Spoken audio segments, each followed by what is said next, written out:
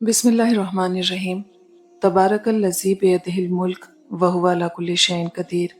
کہہ دو میرے ان بندوں سے جنہیں حالات ناممکن لگ رہے ہیں، میں ہر شے پر قدرت رکھنے والا ہوں۔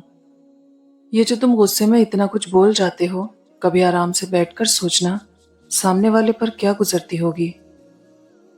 مان توڑنے والوں کے لیے اتنا کافی ہے کہ جواب میں انہیں تحفے کے طور پر خاموشی دے دی جائے۔ جب شوق کے لیے وقت نہ ملے تو سمجھ لینا زندگی شروع ہو گئی ہے۔ عزت کا وزن بہت زیادہ ہوتا ہے، بد نسلی زیادہ دیر تک اٹھا نہیں سکتے۔ لوگوں کے لیے سب کچھ کر کے دیکھو، مگر جب ان کا کام آپ سے پورا ہو جائے گا تو آپ کو ایسے بھول جائیں گے جیسے کبھی جانتے ہی نہیں تھے۔ اکثر اوقات سچ کڑوا نہیں ہوتا، سچ بولنے کا انداز کڑوا ہوتا ہے۔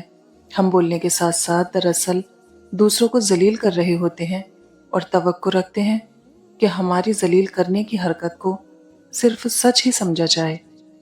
زندگی کا سبق کبھی بھی لوگوں کا تعارف جاننے سے حاصل نہیں ہوتا، بلکہ ان کے اس سلوک میں پوشیدہ ہوتا ہے جو وہ آپ کے ساتھ کرتے ہیں۔